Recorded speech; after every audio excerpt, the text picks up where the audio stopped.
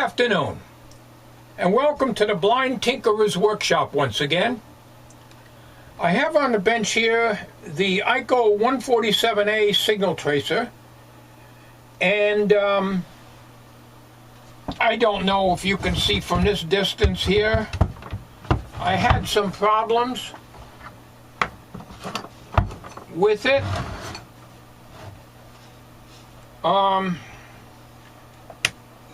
The switch here, the third switch over, which is the output selector switch, which selects between, turns the power on, trace,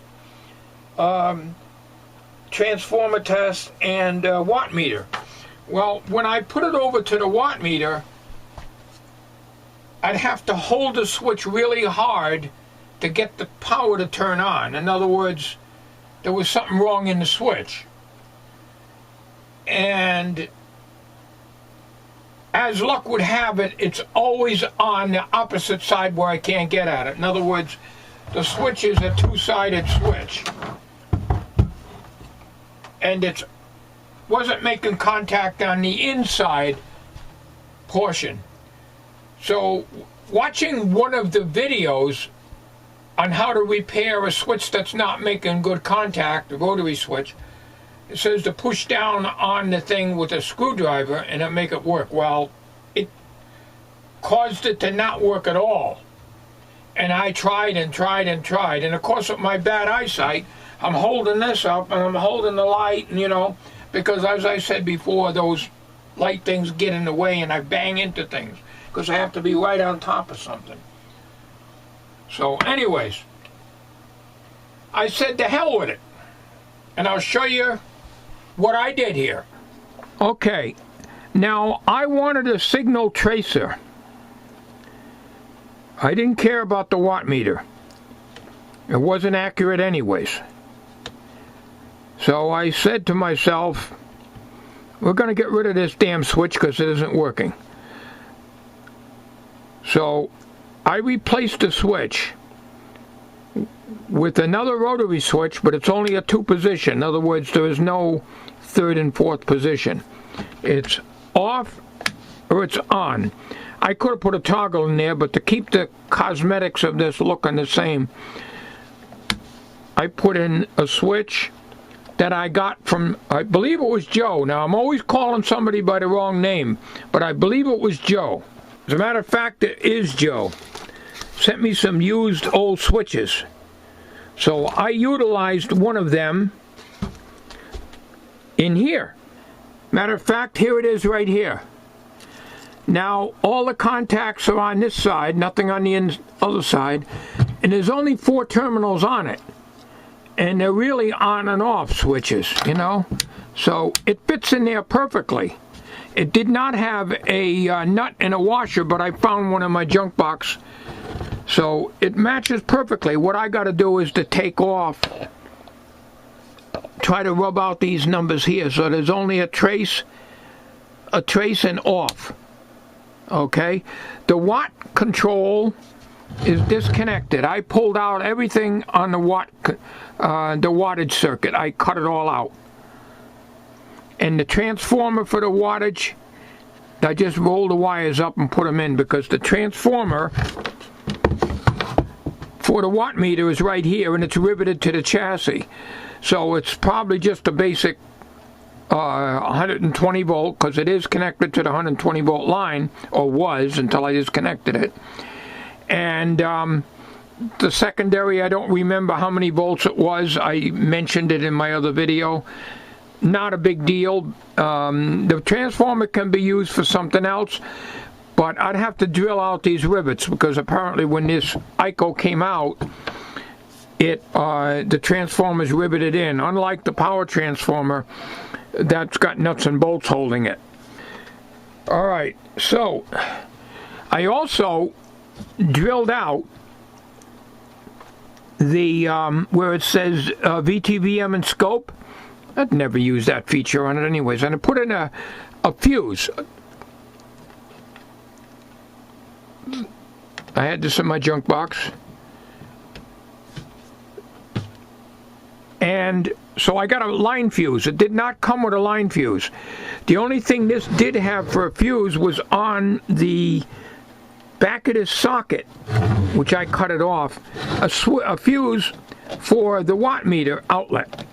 I'm just going to leave that in there because otherwise it'll just be a hole there. So right now, this thing works as an amplifier, and also when you put it on noise, this is the switch, if you remember, this is the switch I used epoxy and fixed it, was broken. You put it on noise and you get your high voltage, about 185 coming out of here. The B plus is way too high in this thing. And I'm going to address that situation on video here very shortly. So what I'm going to do is I ordered some B and C connectors from China, where else, 20 of them for, I don't remember now, I think they're like $5 or something like that. I'm going to take this amphenol connector out. These are called amphenol connectors, in case you did not know what they were. We used to sell them when I worked at a place called Aiken's Electronics.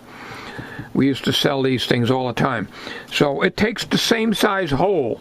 So there's going to be a BNC here. There's a shielded wire here. That's going to be a little tricky from bad eyesight to solder on that. So I'm going to remove that and put a BNC. And I'm also going to put a BNC up here, which is the audio, but it's also, if you flip it on the noise, it puts out a high voltage. I'm going to put a BNC connector there, so I'll have a cable I can plug in, because these pin things are useless. I don't have anything that'll go into these pin jacks. You know, I guess years ago they had pin terminals that you probably could use a meter prober would fit in there, but you'd have to use it backwards, you know what I'm saying?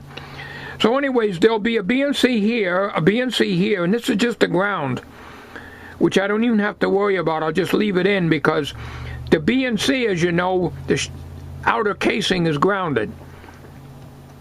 So that's what I'm going to do here. Now I'm going to show you this. I'm going to put you on a tripod here. I'm going to plug this in and show you that it works on audio. And the only feature I eliminated because of this unreliable original switch that was here, which I could not fix, was not making contact when I turned it over to the right hand side to watt meter. The I-tube would go out, the pilot light would go out. In other words, it did not get AC power when the switch was over to the right side. Something was not making connection in the switch, and it isn't the wiring. So each time I tried to bend the contact to push it down to make it work more, it made it worse. So sometimes you see these videos on YouTube and they show you how to repair these things. They're not always right on these things. If contact cleaner don't take care of it, and you can use a pencil eraser. Somebody did that on one of the videos, one of my people I'm subscribed to, and you can clean contacts on wafer switches with a simple pencil eraser, and it works very well, as long as you can get the eraser in there. So that's what I did on this switch, and then I still don't have any decent contact cleaner. I sprayed the stuff that I have on it, and it works good. But on the original switch, no, nothing worked on it. It only would work on the first notch. I can't turn this anymore. It's only a 2-position switch, as I showed you. So I'm going to white out these or paint silver paint over the top of these. So it's only going to be set for trace now. So I even cleaned this switch. The volume control is active. The input selector switch is active. And the only thing that's not working anymore is the watt meter. And I'll take and probably put some silver paint over these numbers to cover them up, because that's just the way it's going to be. This will work as a signal tracer. I will eventually make up a probe with a diode and a resistor. I'll follow the schematic and see what resistor they used. I don't recall now. I have to look at it in the schematic. I'll make a probe and using a BNC coax and a connector, of course. And that'll be used here. Alright, before I get started here, let me show you what I measured. I just hope you can read that. It's awful hard when I can't get close to things to show you. Alright, on the, you might not be able to see this because things are in the way here. I can't move things the way I want to. The 6X4 pin 7 is supposed to be 310 volts. I got to go from memory. I think it's 353 volts. I'm going from memory. I didn't write it down as usual. Here I'm getting on the AC on pin 1 and pin 6 of the 6X4 rectifier tube. Center tap grounded on that transformer. So from ground to pin 1, supposed to be 270 volts. I'm getting 293. But when the unit is fully warmed up, I'm getting 287 volts AC. Okay? So I'm still reading too high. The line voltage at the time I took these measurements was 116 volts. So I'm getting higher voltage on the output of the transformer from center tap. But what really bothers me more than anything else is the 1629, which, by the way, is not listed in the tube manual that I got from eBay. 1959 tube manual. The 6E5 is, but 1629, I looked all over the book, is not in here. So the ratings are exactly the same anyways. Alright, here's the 1629 and here's the 6E5. These are markings on here because of the EICO 950, so I kept the notes. The maximum plate supply voltage is 250 volts. I'm getting 315 on it. It's way too much. And it'll shorten the life of that tube. So I'm going to drop the voltage down on it. So the typical operating conditions and voltages is supposed to be 200 with a max of 250 right here. So normally you'd run that at 200. So what I'm going to do is a compromise. I'm going to drop the voltage down to around 2.25. So I'll be safe. At the bottom of the page here is your 1629 V4. And they're calling for 260 volts on pin 4. Pin 3 should be 18 because there's a 1 meg resistor between pins 4 and 3. Pin 3 is a target, pin 4 is the plate. So 260 volts is still 10 volts over the maximum allowable rating. So here's what I'm going to do. I'm going to pull this red wire here is the plate. This is the target. Pin 3 is the target, pin 4 is the plate. Pin 3 I'm getting about 18 volts, 18 to 20. But I'm getting 315 here. That's way too much.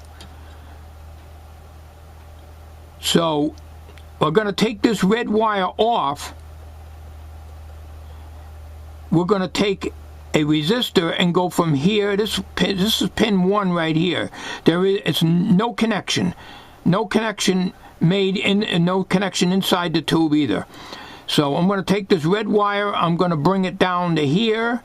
I'm going to add a resistor from here to the plate. This is going to be the plate dropping resistor here, or plate load if you want to call it that, but plate dropping resistor. And I don't bother with the math. That's why I use substitution boxes, and that's why I got that substitution box. And I'm going to simply select the resistor until I get the voltage down at this point to 225 volts. Now when I measure the voltage, or whenever you measure voltage in here, you got to wait for all the tubes in the rest of the unit to come up to full operating In other words, wait about 30 seconds anyways before you get the exact voltage, sometimes a little longer. So this tube lights very bright. Now it may not light as bright with a reduced voltage, I don't know. Here is the wire, the red wire that I just showed you before in the back of the socket. Now see how tight that is? So I would have to drill somewhere and mount a terminal strip so that I can mount a resistor on there. Now there is a terminal strip right here that was used but not used anymore. The ground is, but here it isn't, because this is where the wattmeter, part of the wattmeter circuit was at. So I can use that, but that would mean I'd have to cut the wire off of the pin here, which is not a problem, and connect the resistor on here over to the terminal strip and bring this wire over to the terminal strip at the other end of the resistor. That's not a problem. My problem is my rotten eyesight is so bad that I'll be bridging the two pins out. I can't work in a crowded area. I cannot see. So I avoid that. So I'm going to do it the easy way, and it's going to be done at the tube base. It comes out the same. Pin 8 is the cathode. That's grounded. There's a black wire and she grounds down here. Okay. So I'm at pin 4, which is the plate of the 1629, and we are on volts. Okay. So I got the unit turned on. The only thing you can't see is the eye tube lighting up. But let's look at the voltmeter when I plug this unit in here. So let me just set you down somewhere. Now we're going to get you plugged in here.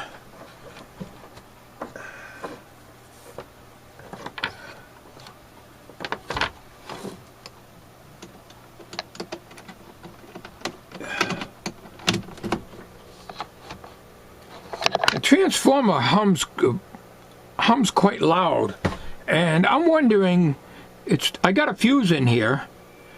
I'm wondering if I got a shorter turn on the primary, which if that happens you'll get higher voltage on the secondary. There we are, 340 volts right now, and she will drop down a little bit. So that's way too high. That tube is supposed to be a max of 250 volts. And you saw me check the accuracy of this meter, so it reads pretty close, within 1 volt of my fluke. And also the Sears meter. Those are the only 2 meters I had used that day when I ran the checks on this. So 335 volts. Alright? That's too much. I don't like the tube pushed back. I like it right out where you can see it. Yeah, it's lit. I got this bright light here that's making it very difficult to see it. Okay, but as you can see, I'm 326 volts on the 1629 tube. That's way too high. Alright, here's the 6x4 rectifier here, and pin 7 of the 6x4 rectifier is the cathode, so we're going to hook the meter to that. Hang on a minute. Alright, we're going through the magnifier again. I hope you can see it. This is 6x4, so naturally, most all of you know this, you count clockwise from the base of the tube or tube socket. 1, 2, 3, 4, 5, 6, and 7. Alright, this is the cathode, pin 7. It's an orange wire, so it's easier for me to put my clip lead down here at the bottom at this 1000 ohm 5 watt resistor on the input filter capacitor right here. Okay, so that's where we're setting, and we're on the ground here. This is a ground lug here. We're on the ground. Okay, I'm plugged in, but I just got to turn the power on. Okay, power's on. B plus should be coming up very shortly.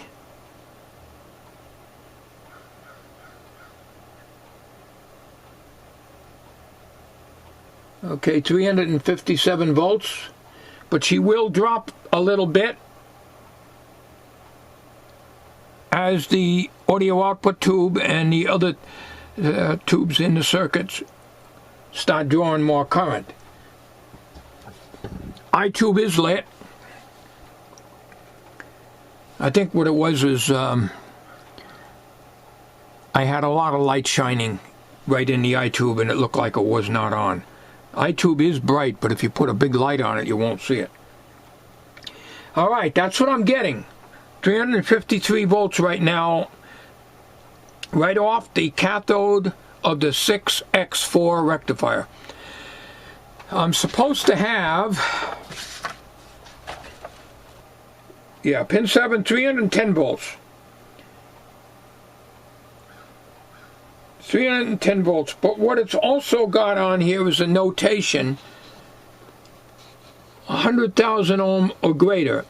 Now it doesn't say what resistor that is. There is no resistor that's 100,000 ohm coming off of pin 7, so maybe it's missing in there, and maybe that's why the voltages are up higher. But all right, we're 350 volts, so that's too high. We're 40 volts over. Alright, I took and moved the red wire from pin 4 down to pin 1 where there's no connection. I'm going to solder that in so it won't fall off, but I'm going to try to leave this hole here open for the resistor. And before I put a resistor in, I'm going to take the resistor substitution box and clip from here to here and select the right resistor.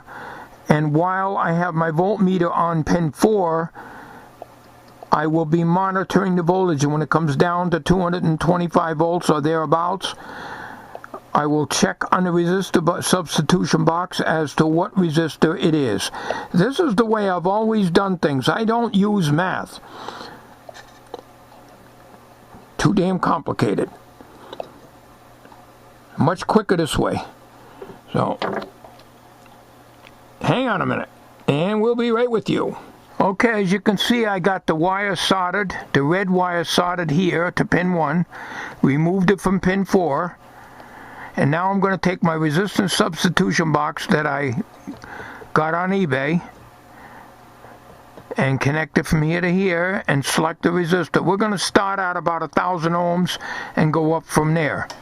We'll set you down on a tripod here so that you can follow along, and hopefully you can see the voltmeter too. So we got to get you in a good location.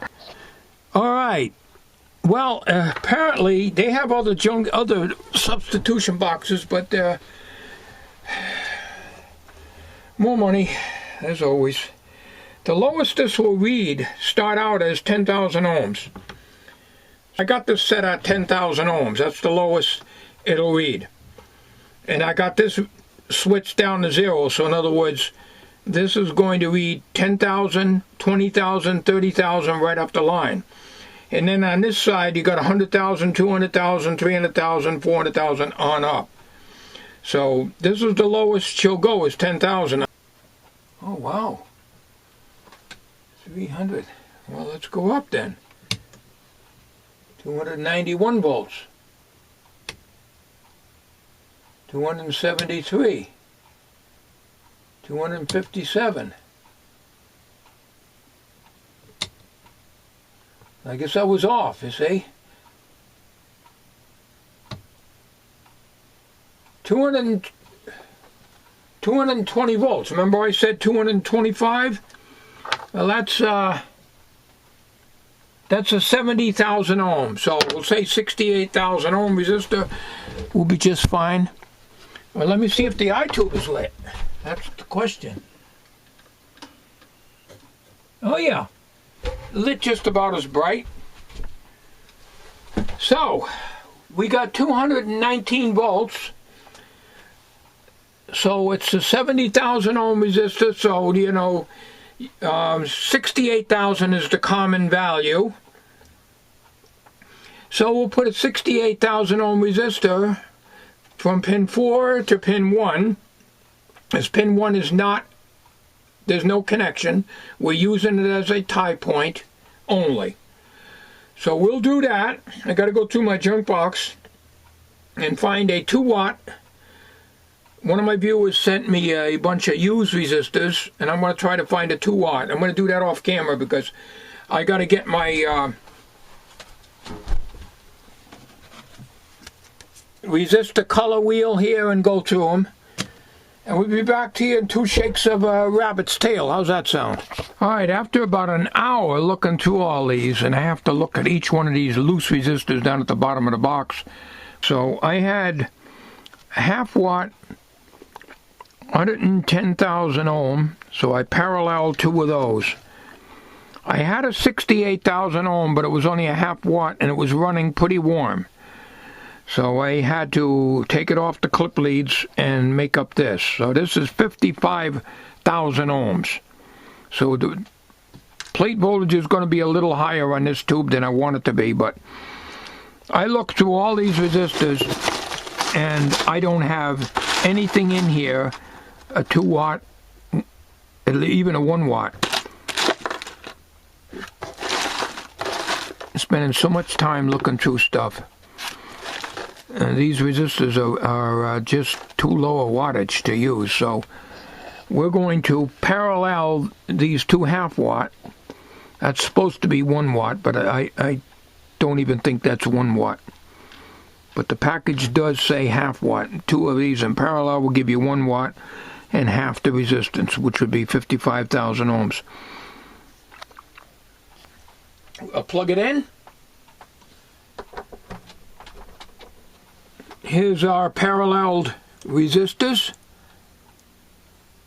2 half-watt, 110,000 ohm each, 55,000 ohms. So we're going to see what the voltage is, because she climbs up until the tube conducts. It's going to be over 225 volts. So there's nothing much I can do about that, but it still should be better. Oh, that's too much. Well, the max is 250 volts. So we're under that. But what was happening when I had the 68,000 half-watt in here, the voltage started climbing. The resistor was changing as it heated up. So we can't have that. I'm going to have to get some high wattage resistors, because these resistors here are made for solid state stuff. Low current, low wattage stuff. 237 volts. I think we can live with that. Man, I'm spending a lot of time on this. I've been working on this for over an hour, trying to go through and get the right resistors. I just don't have them. So here I've got orange, white, orange, white, orange. Orange would be 3. Oh, man. Orange, white. I think it's 9. I think it's 9.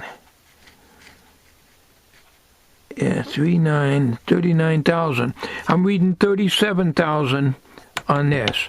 So I'm going to put these 2 in series because these 2 here are running very warm. These resistors are just too small for vacuum tube stuff.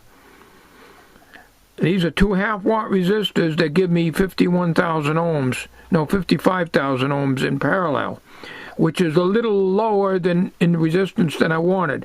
But this still runs very, very warm. We can't have that. So we're going to put these 2 in series. This reads 37,000 and a half, 37,000.5. This is a 27,000 ohm resistor. So we're going to put those in series, and they're going to stick out a little bit, but this whole thing is a Mickey Mouse arrangement anyways, because of my modifications and everything I've done to it. So that's what we're going to do. We're going to make up this. We're going to put it in. I'll show you afterwards. This video is getting way too long. I think I'm within, maybe just barely within the 10-inch focus range of this camera.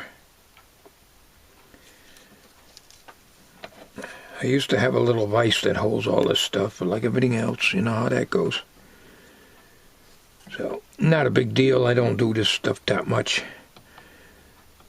Now these are 2-watt resistors. These are the real things. These are what you want to use. They're carbon comp, which change value. They're not really what you should use these days. I don't know if I'm soldered in there or not.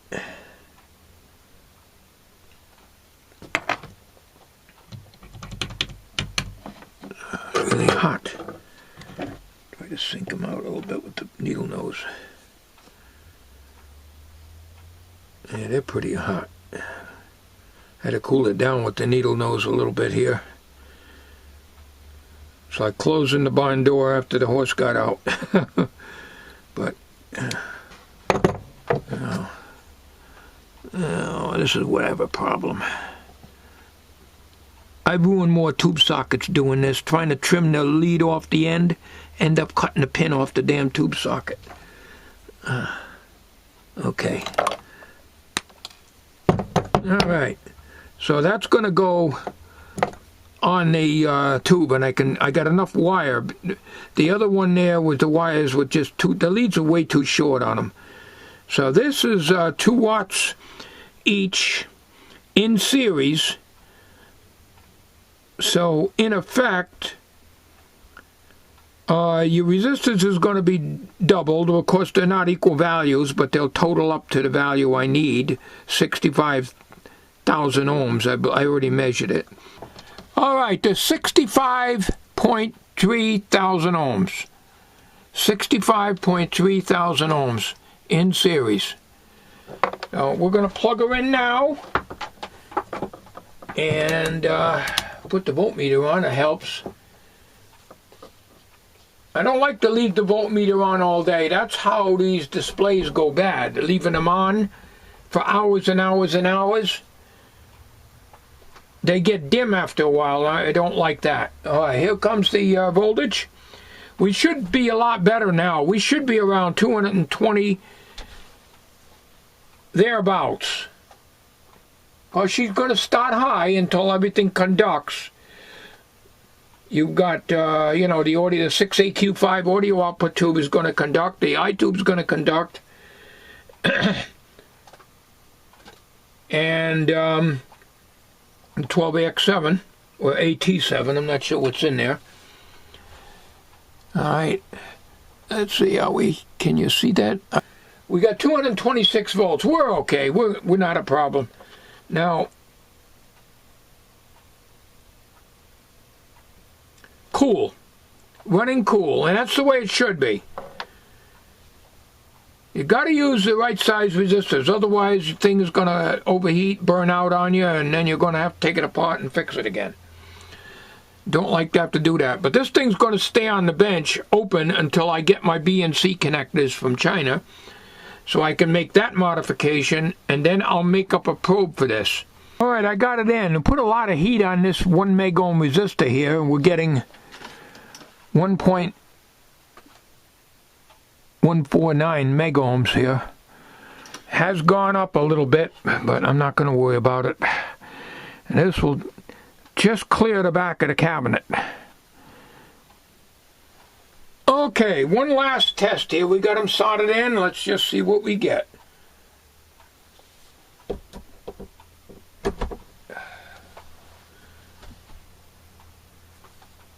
And we are on volts. We got the leads clipped in here. The voltmeter, and she starts out high to start drawing current, and should drop down to 225 and 230 some volts,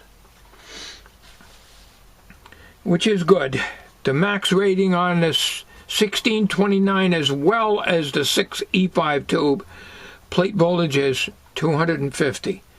So this was running way over that limit. So that's why I had to do this modification here. And like I say, you don't really even need the I-tube in this thing. Alright, 228 volts units heated up. I'm happy with it. I'll leave this off to the side, and when the BNCs come in, I'm going to make the changes over here with the BNCs, and then I'll make up some kind of a cable and make a housing for the diode and a switch needed to switch off the diode when you're using it as an audio amplifier signal tracer, and when you want the signal rectified, we'll have a switch in there in the probe. So that's something that we'll be doing in a future video. It will not be done when I put the BNCs in here. Alright, I think we've dragged this video on as long as I'm going to do it, and I'm going to have to do a lot of editing to chop it down. Thank you for watching. You have a good day.